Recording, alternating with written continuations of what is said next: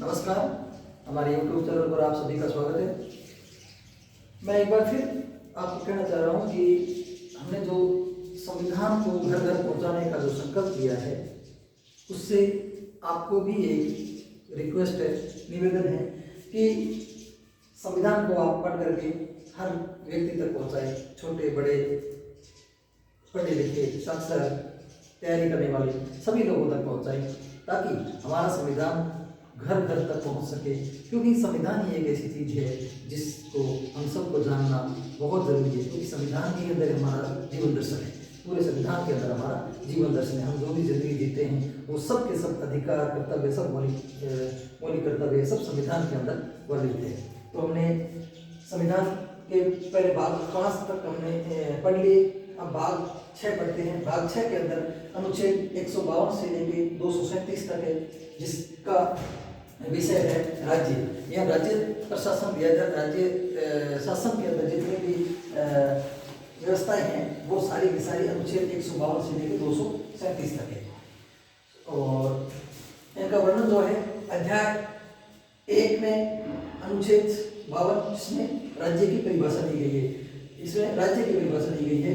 और भाग 2 के अंदर कार्यपालिका से संबंधित है, जो अनुच्छेद 153 से लेके 167 तक है। फिर भाग 3 के अंदर राज्य का विधानमंडल है, जो 168 से लेके 212 तक है। और भाग 4 के अंदर राज्यपाल की विधायी शक्तियां हैं, जो अनुच्छेद 213 के अंदर है। जो राष्ट्रपति की जो विधायी शक्तियां थी वो अनुच्छेद 123 में थी, और राज्यपाल की जो विधायी शक्तियां हैं वो अनुच्छेद 213 में है।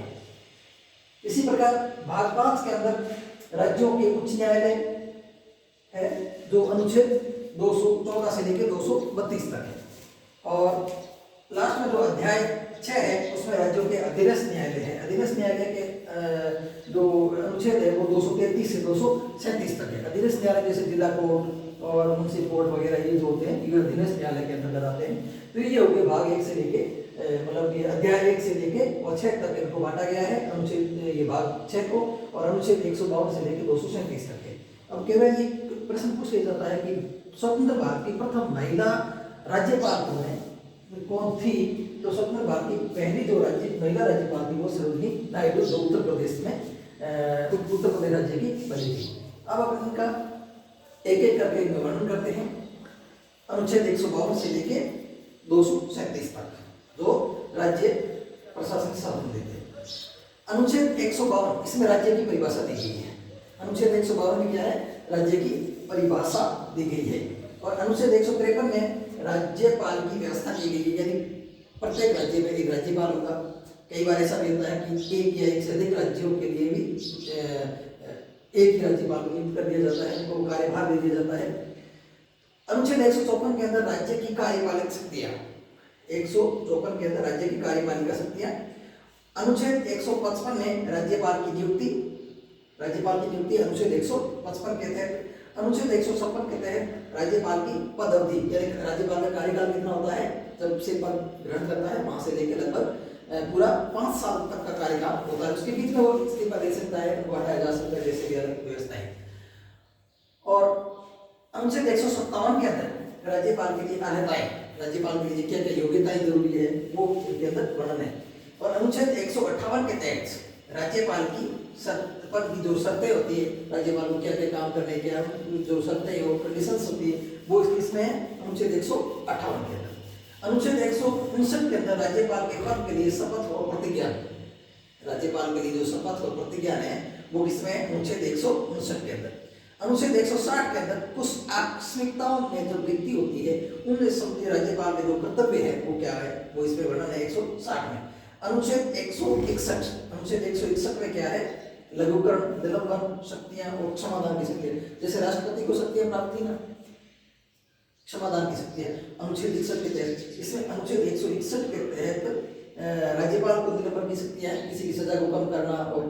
और इसमें विशेष अंतर क्या है कि राष्ट्रपति है वो मृत्युदंड को भी माफ कर सकता है, और सैन्य जो शक्तियाँ होती है उनमें भी वो उनको पावर होती है। लेकिन राज्यपाल को ये चीज़ें नहीं होती।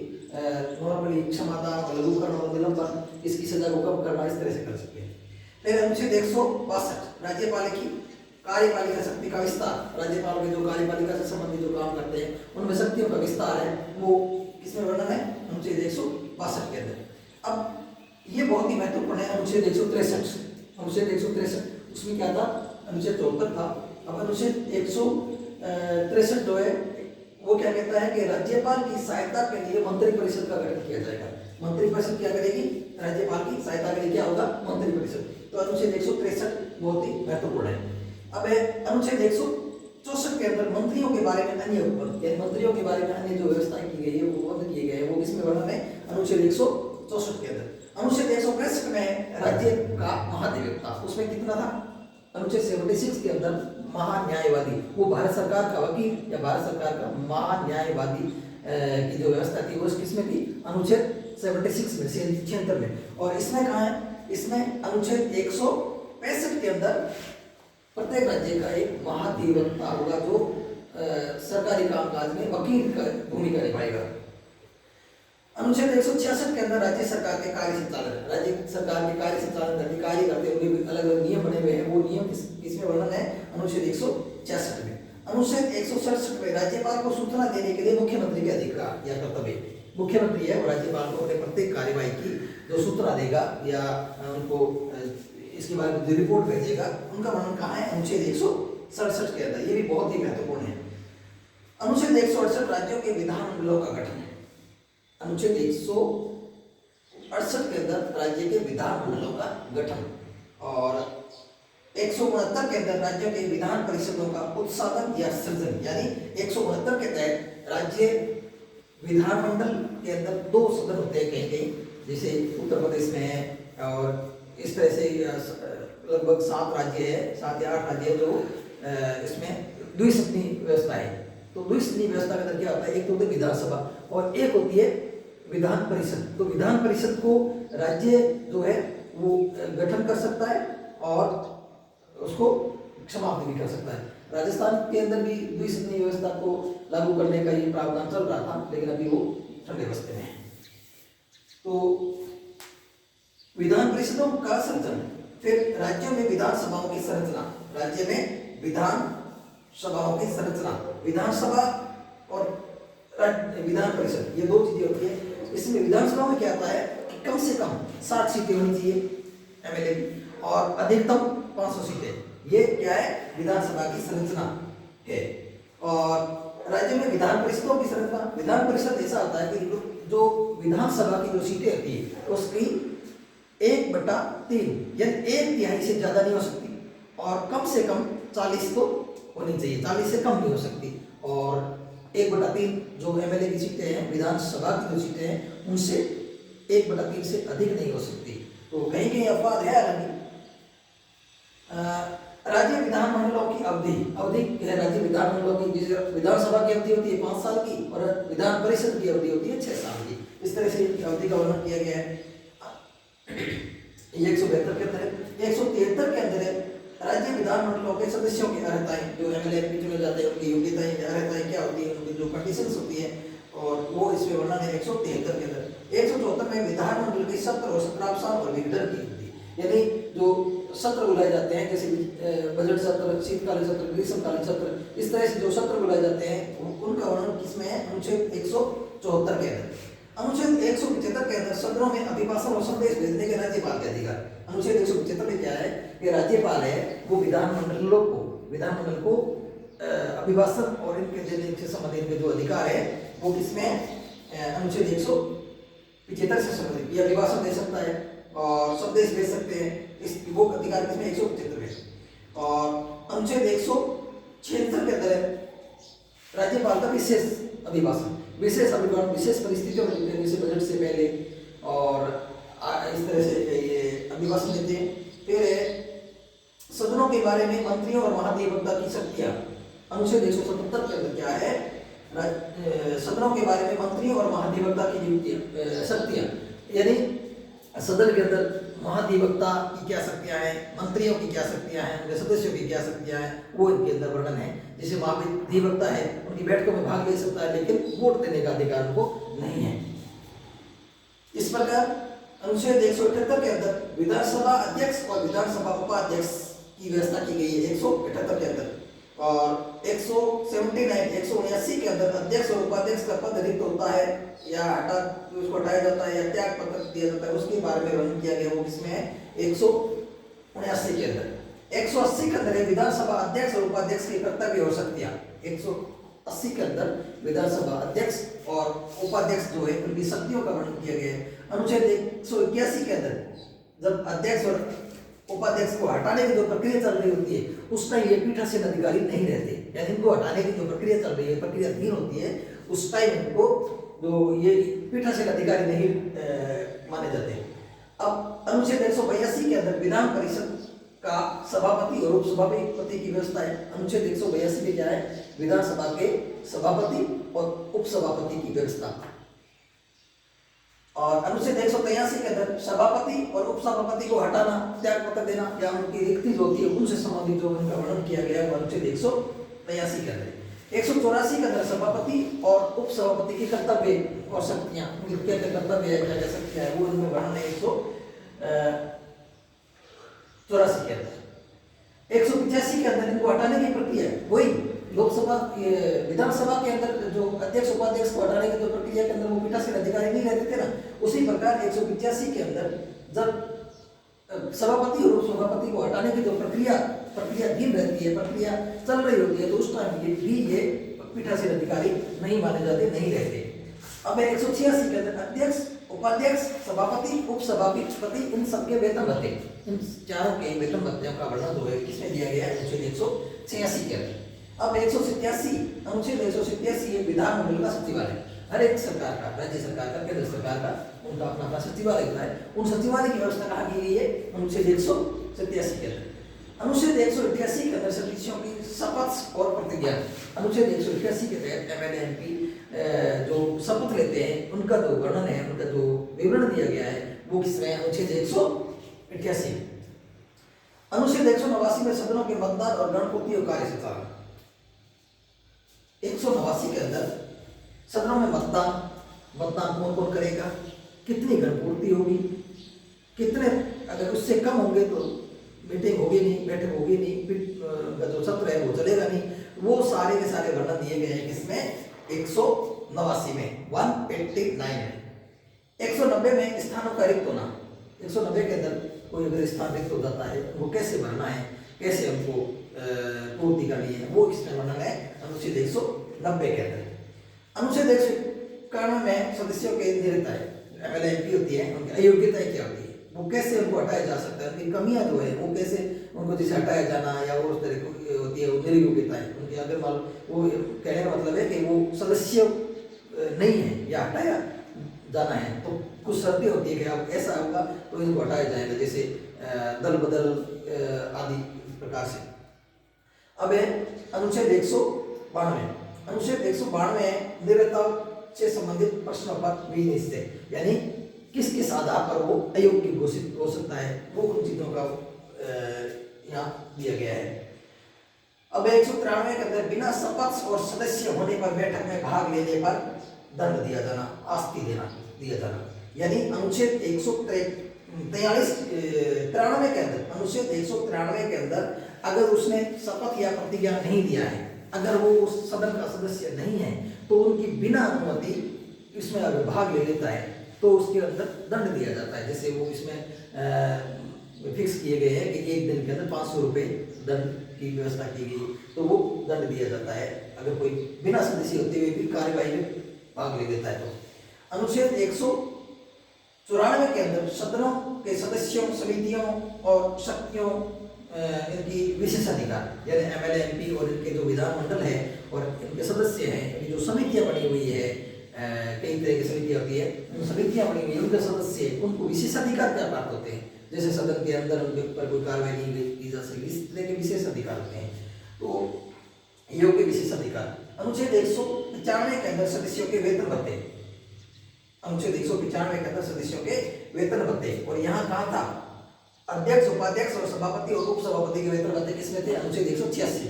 और 195 के अंदर क्या है? MLA MP जो दूसरे सदस्य बच जाते हैं उनके वेतन भत्तों का वर्णन कहाँ किया गया है? अनुच्छेद 195। अनुच्छेद 196 में विधेयकों को पुनर्स्थापित और पारित किया जाना, विधेयकों को सदन में प्रस्तुत करने से पहले किसकी सहमति लेनी है, राज्यपाल की सहमति लेने से कुछ पहले प्रस्तुत किए जाते हैं, कुछ बाद प्रस्तुत किए जाते हैं, कुछ बाद में राज्यपाल के साइन हो जाते हैं। तो उन चीजों का वर्णन कहाँ दिया गया है, अनुच्छेद 196 के अंदर। धन विधेयकों के संबंधी विधान परिषद के निबंधन, अनुच्छेद 197 के अंदर धन विधेयक से संबंधित विधान परिषद यानी दूसरा जो सदन होता है, उनको क्या क्या अधिकार है क्या नहीं है, उन पर सिर्फ चर्चा कर सकती है, ना तो उनको मना कर सकती ना उनको रोक सकती धन विधेयक से संबंधित। इस प्रकार के मतलब विधानसभा को ज्यादा अधिकार प्राप्त है धन विधेयक और वित्त विधेयक से संबंधित। फिर है अनुच्छेद 198 धन विधेयक संबंधी विशेष प्रक्रिया।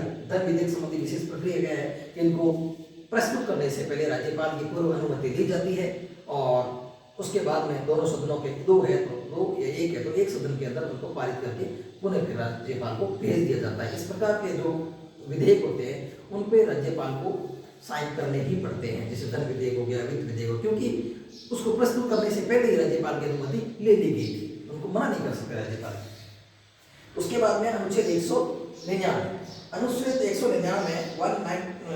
199 के अंदर इसमें धन विधेयक की परिभाषा दी गई है। धन विधेयक में कौन कौन सी चीजें आ गई, कौन कौन सी टैक्स आएंगे, कौन कौन से जो धन संग्रहण किया गया वो आएगा, वो सारे का सारा वर्णन किसमें है, अनुच्छेद 199। अनुच्छेद 200 के अंदर विधेयकों पर अनुमति, यानी अनुच्छेद 200 के अंदर है विधेयकों की अनुमति देगा राज्यपाल, उसमें क्या क्या प्रक्रियाएं हैं कैसे, तो वो सारी की सारी अनुच्छेद 200 के अंदर। अनुच्छेद 201 के अंदर है विचार और आरक्षित रखने की स्वतंत्रता। राज्यपाल जो है वो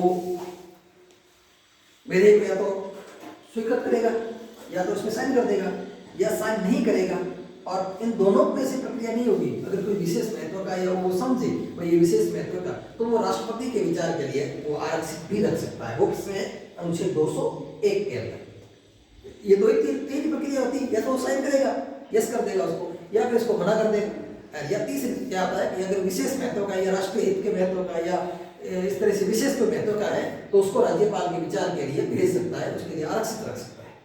फिर अनुच्छेद 202 के अंदर है वार्षिक वित्तीय विवरण यानी बजट। उसमें कितना था, अनुच्छेद 200 जो केंद्र सरकार का जो बजट है वो किस अनुच्छेद किसमें था, 112 में।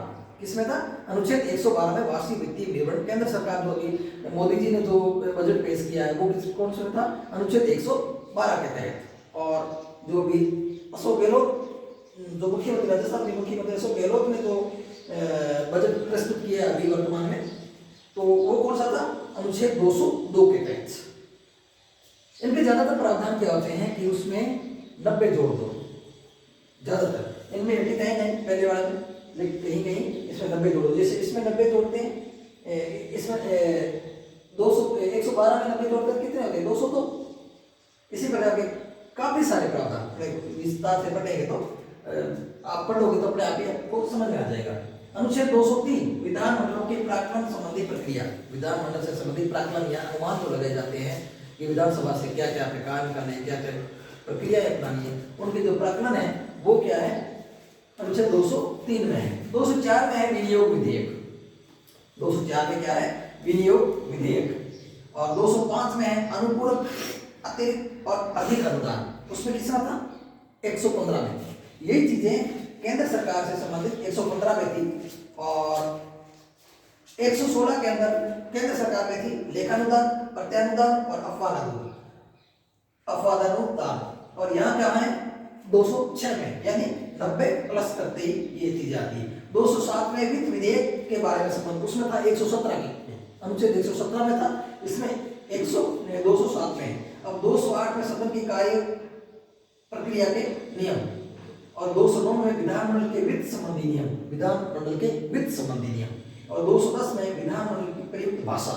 210 अनुच्छेद 210 के अंदर क्या है, विधानमंडल में प्रयुक्त भाषा कौन कौन सी, यानी विधानसभा की जो कार्यवाही होती है वो कौन कौन सी भाषाओं में हो सकती है। इसमें संविधान में दिया गया है कि हिंदी या इंग्लिश में हो सकती है।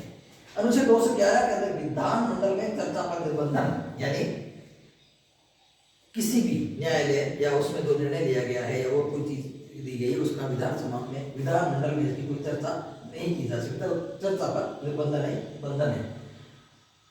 अनुच्छेद 212 में विधानमंडल के कार्यों की जांच कोर्ट नहीं करेगा, यानी विधानमंडल में जो कार्यवाही की गई है बजट में या वो सामान्य जो बैठक में जो कार्यवाही की गई है उसके बारे में कोर्ट कोई कार्रवाई नहीं कर सकता, किसी भी प्रकार की कार्रवाई नहीं कर सकता कि आपने ऐसा क्यों कर दिया, आपने ये घोषणा क्यों कर दी। इस तरह की निर्बंधन या इस पर पाबंदी, कोई भी पाबंदी है वो कोर्ट नहीं लगा सकता।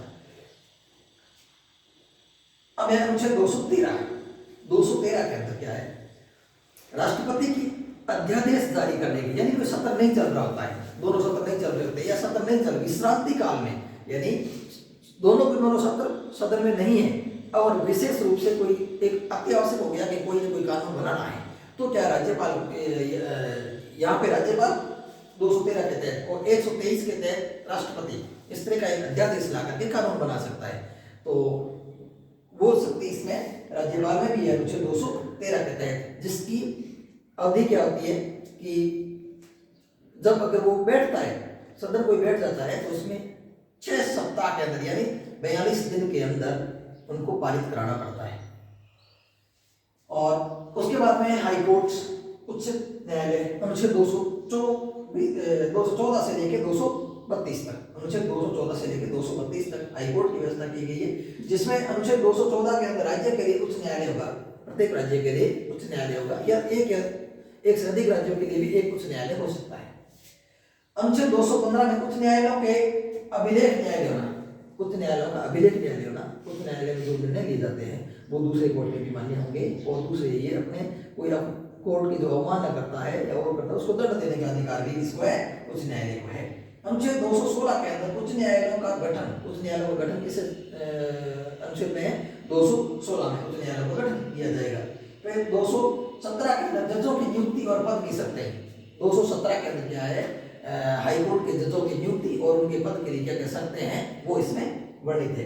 218 के अंदर सुप्रीम कोर्ट के कुछ बंधनों को हाई कोर्ट में भी लागू करना, यानी कुछ एक जो प्रावधान है वो हाई कोर्ट में भी लागू होंगे, किसके, सुप्रीम कोर्ट वाले। फिर 219 के अंदर जजों द्वारा शपथ और प्रतिज्ञा, 219 के अंदर हाई कोर्ट के जो जज है उनकी शपथ और प्रतिज्ञा है वो 219 के अंदर वर्णित है, जिसको शपथ कौन दिलाएगा, राज्यपाल, उसी राज्य का राज्यपाल उसको शपथ दिलाएगा न्यायाधीशों और उनके न्यायाधीशों को।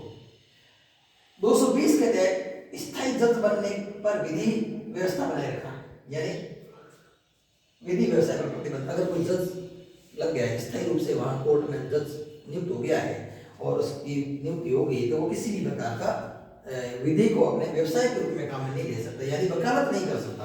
वकालत करने पर प्रतिबंध है पूर्ण रूप से, अगर वो जज बन जाता है तो व्यवसाय पर प्रतिबंध हो गया।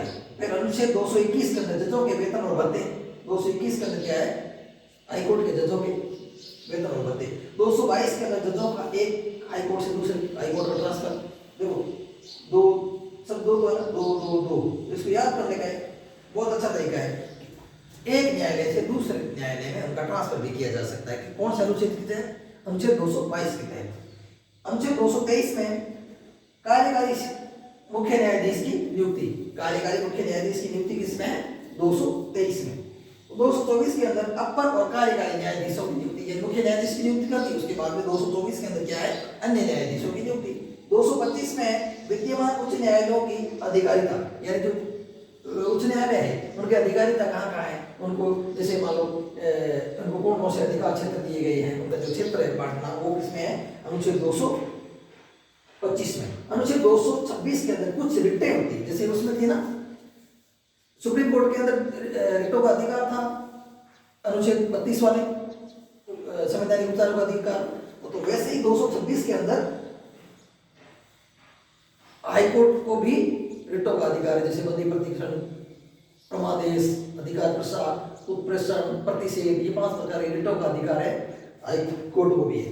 227 में सभी जजों की अधीक्षण की कोर्ट की शक्तियां, यानी हाई कोर्ट से नीचे जितने भी जज है, जैसे हाई कोर्ट अधीनस्थ न्यायालय, उनकी जो जांच है, उनकी देखभाल है, उनकी निरीक्षण करने का, उनको चेकिंग करने का अधिकार भी इनको है अनुच्छेद 227 के तहत। अनुच्छेद 228 है, ये समाप्त कर दिया गया है। 43वें संविधान संशोधन 1977 द्वारा निर्देशित कर दिया है, इसमें राज्यों की विधियों का निपटारा वगैरह इस तरह से था, इसको समाप्त कर दिया गया, यानी कि 228 जो है ये अभी समाप्त है नहीं, समाप्त कर दिया गया है। अनुच्छेद 229 हाईकोर्ट के जो अधिकारी होते हैं, लोक सेवक होते हैं, इनमें जो खर्चा होता है उनका वर्णन कर दिया गया है अनुच्छेद 229 में। अब अनुच्छेद 230 में हाईकोर्ट के अधिकारिता और ड्यूटीज पर विस्तार, यानी 230 के अंदर क्या है कि जो हाईकोर्ट का जो विस्तार है, हाईकोर्ट का जो अधिकार है वहाँ केंद्र शासित प्रदेशों में भी होगा, यानी अलग अलग हाईकोर्ट का जो दी गई कि ये कलकत्ता हाईकोर्ट ये केंद्र शासित प्रदेश देखेगा और पंजाब न्यायालय ये देखेगा, इस तरह से ये हाईकोर्ट की जो हाईकोर्ट है उनको अधिकार क्षेत्र कहाँ है, केंद्र शासित प्रदेशों तक भी विस्तार किया गया है विधि द्वारा। 231 के अंदर 2 या 2 से अधिक राज्यों के लिए एक ही हाई कोर्ट हो सकता है, यानी ये बता दिया कि एक ही, जैसे पंजाब हरियाणा का एक ही हाई कोर्ट है, इस तरह से 2 या 2 से अधिक राज्यों के लिए एक हाई कोर्ट भी हो सकता है। अनुच्छेद 32 है, इसको हटा दिया गया है, इसमें वर्णन क्या था 7वें संविधान संशोधन के अंदर यही वर्णन था। 230 और 31 से संबंधित था अधिकारों का विस्तार, ये 232 वाला जो है वो इसमें प्रतिस्थापित कर दिया गया 230 और 31 के अंदर, यानी 231 और 30 के अंदर इनका जो वर्णन है वो 232 वाला इसमें समाहित करके और 232 को अनुच्छेद 232 को समाप्त कर दिया गया है। अब आता है अध्याय 6 अधीनस्थ न्यायालय। अधीनस्थ न्यायालय मतलब जिला कोर्ट और जो तहसील स्तर पर जो कोर्ट होते हैं वो कोर्ट इसमें आगे अधीनस्थ न्यायालय खंड स्तर पर। तो अधीनस्थ न्यायालय आगे 233 से लेकर 237 तक। 233 में क्या है, जिला जजों की नियुक्ति, जो डिस्ट्रिक्ट लेवल के जो जज होते हैं उनकी नियुक्ति किसमें की गई है, अनुच्छेद 233 के तहत।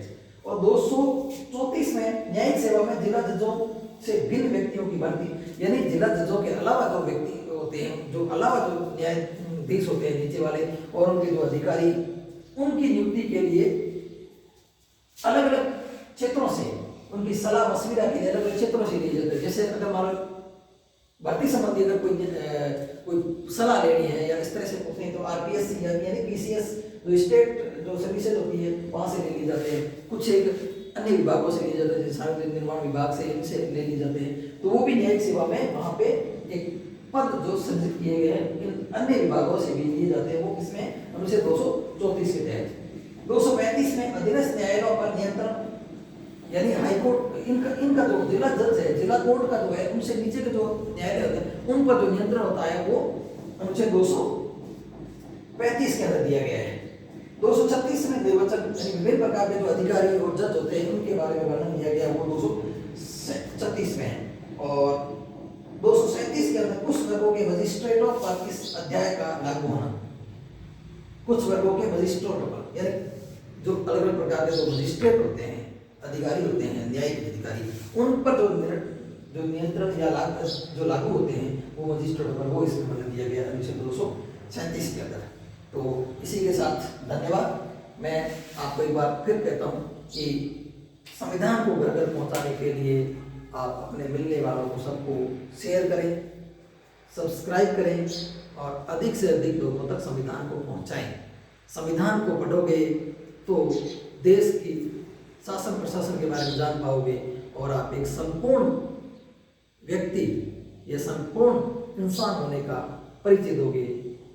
इसी के साथ धन्यवाद, नमस्कार।